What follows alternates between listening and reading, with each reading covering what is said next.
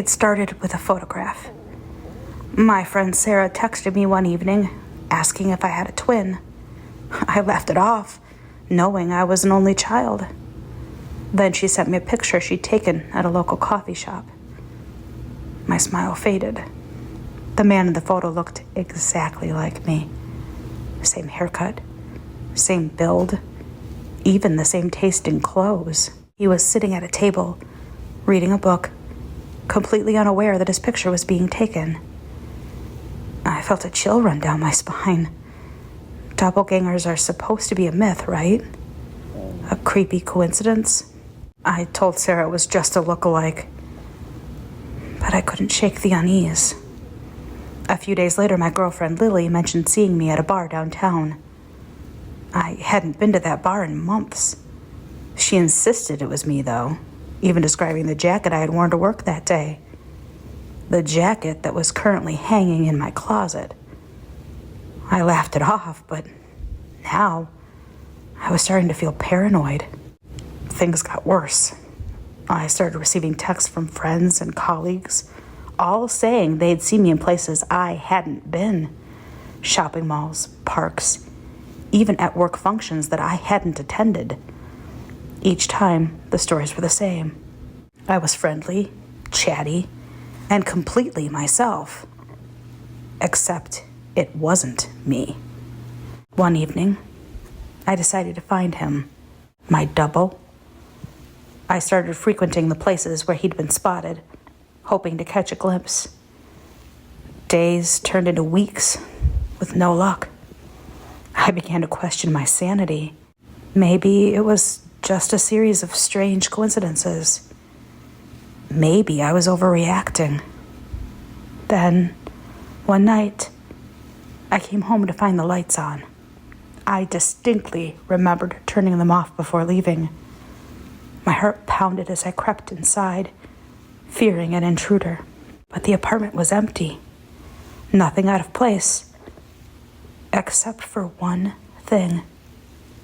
A note on the kitchen counter. Stop looking for me. I felt a surge of anger. Who was this person and why was he messing with my life? I tore the note to shreds, determined not to be intimidated. But the fear lingered.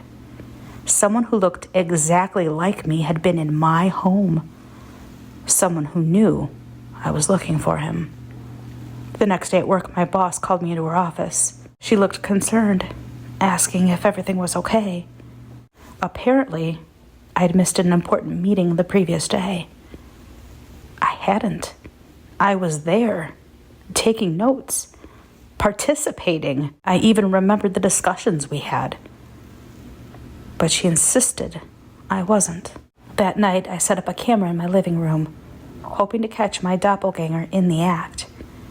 I barely slept, jumping at every noise, every creak of the floorboards. In the morning, I checked the footage. It showed me walking into the apartment, looking around, and then leaving again. Except I hadn't come home until much later. My doppelganger was real, and he was living my life. I started to lose track of what was real and what wasn't.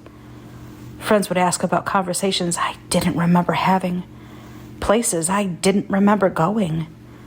I began to isolate myself, fearing that I was losing my grip on reality. One evening, while staring at my reflection in the bathroom mirror, I noticed something. A small scar above my eyebrow. I had gotten it in a bike accident when I was 12. I realized that if this imposter looked exactly like me, then he must have that scar too. It was a small detail, but it was something only someone who had lived my life would have. Determined to confront him, I went to all the places he'd been seen, asking around, showing the photograph Sarah had taken. Finally, a barista recognized him and mentioned he was a regular, always coming in around the same time each week. I waited at the coffee shop, nerves on edge. Hours passed, and then there he was. Seeing him in person was like looking into a mirror. He saw me too, and for a moment we just stared at each other. Then he smiled, a cold, knowing smile, and walked out. I followed him, determined to get answers. We ended up in a quiet park, and finally he turned to face me. "Why are you doing this?" I demanded. "Who are you?" He just smiled again. "I'm you. The you that you could have been. The you that took risks, made different choices. The you that lived life to the fullest." I shook my head. "That doesn't make any sense." "It doesn't have to," he replied. "Just know this. You can't escape me. I'm always going to be there, living the life you didn't." With that, he turned and walked away, leaving me standing in stunned silence. I haven't seen him since, but I know he's still out there, living my life, making different choices, always one step ahead. If you ever see someone who looks exactly like you, don't ignore it. Don't dismiss it as a coincidence. Because sometimes the scariest thing isn't a monster or a ghost. It's the thought that there might be another you out there, living the life you never chose. And now a word from our sponsors.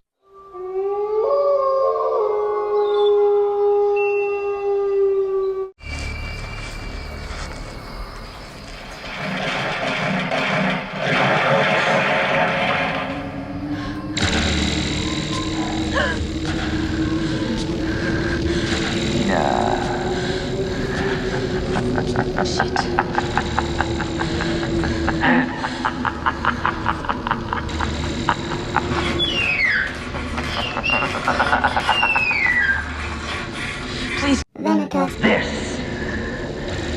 is VENATOS.